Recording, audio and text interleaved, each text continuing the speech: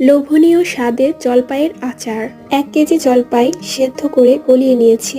আস্ত মশলা, মৌরি, পাঁচফোড়ন, শুকনো মরিচ, জিরা, রাঁধুনি, ধনিয়া ভেজে গুঁড়ো করে নিয়েছি। এরপর একটি কড়াইয়ে গরম সরিষার তেলে এলাচ, দারচিনি, তেজপাতা, আস্ত শুকনো মরিচ, আস্ত রসুন এবং 1 চা চামচ আস্ত পাঁচফোড়ন দিয়ে হালকা ভেজে এরপর দিয়ে দেব গলিয়ে রাখা জলপাই। হালকা ভেজে দিয়ে দিলাম ভাজা মশলার গুঁড়ো। 1 কেজি জলপাইয়ের জন্য প্রতিটা মশলার গুঁড়ো 1 চা চামচ করে দিতে হবে।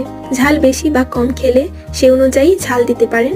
এরপর ভালোভাবে মিশিয়ে দিয়ে দেব পরিমাণ মতো চিনি ও স্বাদ মতো লবণ। এরপর আর কিছু দেওয়ার প্রয়োজন নেই।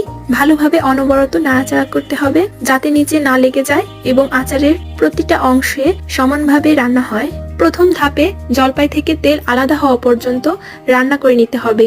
একদিন পর পুনরায় রান্না করে নেবেন। মাঝে মাঝে রোদে দিবেন, তাহলে আচার আরো ভালো থাকবে।